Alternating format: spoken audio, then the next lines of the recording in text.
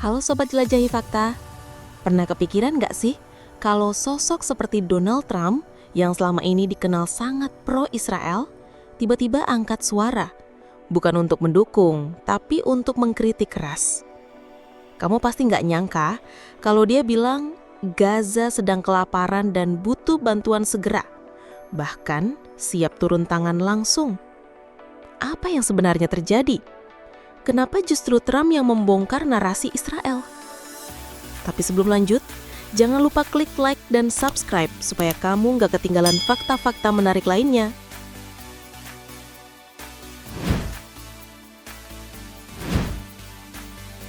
Sebuah pernyataan yang tidak disangka-sangka keluar dari mulut mantan Presiden Amerika Serikat, Donald Trump.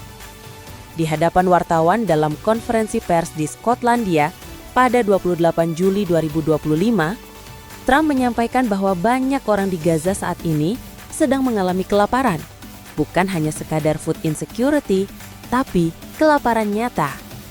Trump menyebutnya sebagai real starvation dan bahkan menyebut bahwa kondisi anak-anak di sana sudah terlihat sangat memprihatinkan. Pernyataan Trump ini langsung menjadi sorotan dunia karena bertentangan dengan klaim pemerintah Israel sebelumnya. Perdana Menteri Benjamin Netanyahu pada bulan Juni menyatakan bahwa tidak ada kelaparan di Gaza. Menurutnya, laporan-laporan tentang krisis makanan hanyalah propaganda dari pihak yang ingin menyudutkan Israel. Namun kini, sosok yang selama ini dikenal sebagai sekutu Israel justru membantah langsung pernyataan tersebut di depan publik global.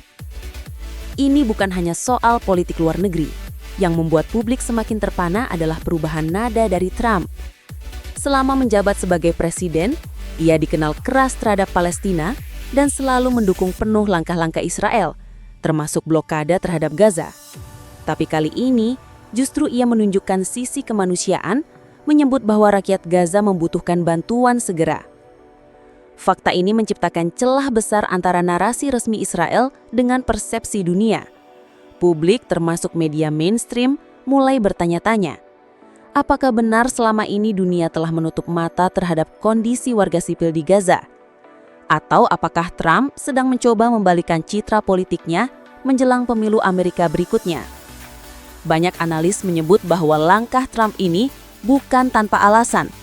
Selain karena laporan-laporan PBB dan lembaga kemanusiaan semakin sulit untuk dibantah, tekanan dari kalangan evangelis Amerika dan organisasi bantuan internasional juga mulai terasa. Beberapa kelompok Kristen konservatif bahkan mengeluarkan pernyataan bahwa penderitaan rakyat sipil tidak bisa terus diabaikan. Tak peduli siapa yang bersalah dalam konflik tersebut. Yang membuat semuanya semakin dramatis adalah fakta bahwa setelah konferensi pers itu, viral sebuah video anak kecil di Gaza yang berdiri di antara reruntuhan, memegang perutnya sambil berbisik lirih, "Aku lapar." Video itu diputar berulang kali di berbagai saluran berita, memperkuat pernyataan Trump bahwa ini bukan sekadar isu politik, tapi tragedi kemanusiaan yang nyata. Dan untuk pertama kalinya sejak konflik meletus, publik Amerika mulai terbagi. Sebagian mendukung langkah Trump yang kini menyuarakan bantuan kemanusiaan, sebagian lain menganggap ini hanya manuver politik untuk menarik simpati. Namun yang pasti, narasi Trump telah membuka celah retak di tembok propaganda Israel dan dunia kini mulai menatap Gaza dengan cara berbeda. Di balik pernyataan Trump yang mengejutkan, terdapat data-data resmi yang sudah lama menjadi alarm kemanusiaan. Badan Pangan Dunia atau WFP bersama Badan Kesehatan Dunia mencatat bahwa sejak akhir 2023, jalur Gaza mengalami situasi yang disebut sebagai emergency level of food insecurity. Artinya, lebih dari 2 juta penduduk di wilayah itu mengalami kelaparan akut dan tidak memiliki akses makanan bergizi dalam jangka waktu lama. Sejak awal tahun 2025, kondisi menjadi semakin memburuk. Menurut laporan resmi UNOCA, distribusi bantuan makanan hampir berhenti total pada bulan Februari. Sistem logistik runtuh, relawan dibatasi, dan konvoi bantuan sering dihentikan di perbatasan. Dapur umum yang biasa melayani ribuan porsi makanan per hari harus ditutup karena tidak ada pasokan. Anak-anak dan lansia menjadi korban utama, dengan laporan meningkatnya kasus malnutrisi berat dan kematian akibat kelaparan. Menurut laporan PBB terbaru, hingga Juni 2025, lebih dari 66.000 anak balita di Gaza menderita wasting, yakni tubuh kurus kering akibat kurang gizi berat. Banyak dari mereka mengalami stunting permanen. Dan tragisnya, ribuan bayi harus dirawat dengan cairan glukosa seadanya di tenda-tenda darurat karena rumah sakit sudah tak mampu menerima pasien baru. Yang mengejutkan, beberapa investigasi jurnalis menyebutkan bahwa tak hanya kekurangan bantuan, tetapi juga terdapat upaya sistematis untuk menghambat distribusi. Para analis menyebut ini sebagai bentuk collective punishment atau hukuman massal yang bisa dikategorikan sebagai pelanggaran hukum perang. Beberapa sumber menyatakan bahwa kelaparan ini bukan sekadar akibat konflik, tapi menjadi bagian dari strategi pengepungan. Pada bulan Mei, citra satelit dari World Vision dan data dari satelit Sentinel Project menunjukkan penurunan drastis aktivitas pertanian dan stok bahan pangan di wilayah Gaza Utara. Tak hanya itu, pencatatan dari Doctors Without Borders menunjukkan bahwa hampir seluruh pasien yang datang ke klinik membawa gejala anemia dan infeksi pencernaan akibat mengonsumsi air yang terkontaminasi. Di tengah kehancuran ini, beberapa upaya bantuan mulai muncul. Beberapa negara Eropa mencoba mengirim bantuan lewat udara, menjatuhkan paket-paket makanan dari pesawat.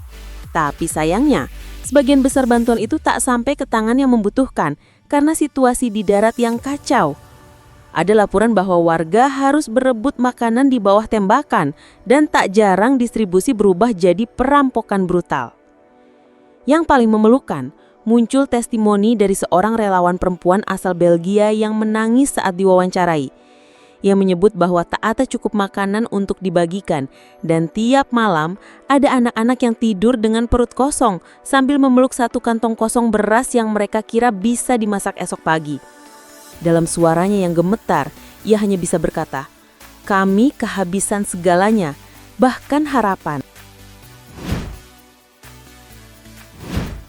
Setelah pernyataannya yang menggemparkan di Skotlandia, Donald Trump tak berhenti pada retorika.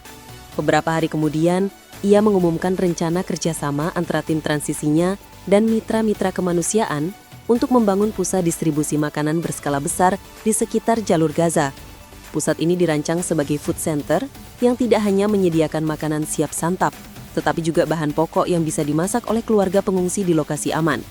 Pusat bantuan ini dikabarkan akan dikelola oleh Yayasan Global Humanitarian Foundation atau GHF, organisasi yang belakangan mendapat sorotan karena mampu membagikan hingga 1 juta porsi makanan per hari.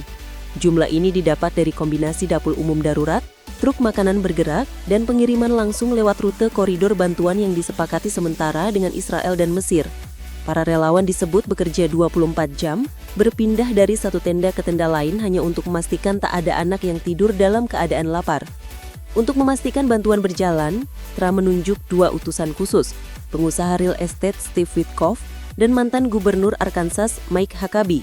Keduanya bukan diplomat, tapi justru dipilih karena kedekatan personal dengan Trump dan koneksi logistik mereka. Mereka tiba di wilayah perbatasan Mesir pada awal Agustus dan segera melakukan koordinasi dengan UNOCHA dan Palang Merah Internasional. Kehadiran mereka mengundang perhatian media sekaligus kritik dari beberapa pihak yang mempertanyakan legitimasi mereka. Di sisi lain, Israel dikabarkan mulai melunak terhadap tekanan publik internasional. Meskipun tidak mengakui kelaparan sebagai akibat langsung kebijakannya, pemerintah Israel memberikan izin masuk terbatas untuk lebih banyak truk bantuan setelah ditekan secara diplomatik oleh Amerika dan beberapa negara Uni Eropa. Namun izin ini tidak menjamin distribusi yang aman. Beberapa truk yang masuk ke wilayah Gaza dilaporkan diserang di tengah perjalanan, menyebabkan distribusi tertunda dan korban bertambah. Di dalam Gaza, suasana tetap penuh tegangan. Bantuan makanan memang datang, tapi tidak semua bisa menikmatinya. Banyak keluarga yang harus berjalan berjam-jam hanya untuk antre di titik distribusi. Bahkan beberapa anak dilaporkan pingsan karena menunggu terlalu lama di bawah panas matahari. Di beberapa lokasi, kerusuhan kecil pecah akibat berebut satu kotak makanan yang hanya berisi 3 kaleng sarden dan 1 bungkus roti. Suara ibu-ibu menangis menjadi pemandangan yang biasa, bukan karena mereka kehabisan makanan, tapi karena tak tahu lagi harus bagaimana menjaga anak-anak mereka tetap hidup. Trump dalam pidatonya mengatakan bahwa bantuan ini tidak ada hubungannya dengan politik. Ia menyebut bahwa ini murni masalah kemanusiaan. Namun media tidak tinggal diam. Beberapa analis menyebut bahwa ini adalah langkah strategis untuk merebut hati pemilih Muslim Amerika dan kelompok filantropi internasional jelang pemilu tahun depan. Meskipun demikian, sebagian pihak menyatakan bahwa apapun motifnya, bantuan tetaplah bantuan, dan fakta bahwa bantuan ini menyelamatkan ribuan nyawa tidak bisa diabaikan. Dalam laporan terbaru dari Al Jazeera dan The Times, disebutkan bahwa sejak food center ini mulai beroperasi, sekitar 12.000 keluarga telah mendapatkan akses makanan harian secara stabil. Namun di sisi lain, terdapat insiden tragis. Lebih dari 50 warga sipil tewas di dekat zona distribusi karena ledakan misterius. Sebagian pihak menyalahkan kelompok bersenjata yang memanfaatkan kerumunan, sebagian lagi menyalahkan pasukan keamanan yang melepaskan tembakan peringatan. Hasil investigasi belum dirilis hingga kini. Di tengah semua itu, muncul sebuah adegan yang terekam diam-diam oleh jurnalis freelance. Seorang bocah laki-laki, kurus dan dekil, duduk di trotoar dekat zona bantuan. Di tangannya ada sepotong roti yang digigit pelan-pelan. Ketika ditanya kenapa tidak langsung dimakan habis, bocah itu menjawab lirih, biar besok masih ada rasa kenyang. Dan di balik bahunya, langit Gaza kembali dihiasi asap tipis yang menjauh, seolah memberitahu bahwa bantuan kemanusiaan masih kalah cepat dari kekerasan yang terus berjalan. Itulah kisah nyata di balik pernyataan mengejutkan Donald Trump dan betapa kompleksnya realitas kemanusiaan di Gaza saat ini. Sebuah ironi yang membuka mata. Ketika suara paling keras bukan datang dari mereka yang biasa membela, tapi justru dari sosok yang selama ini dianggap membungkam. Terima kasih sudah menonton Jelajahi Fakta. Jangan lupa klik like, tinggalkan komentar, dan subscribe ke channel ini, serta aktifkan lonceng notifikasi agar kamu nggak ketinggalan fakta mengejutkan lainnya.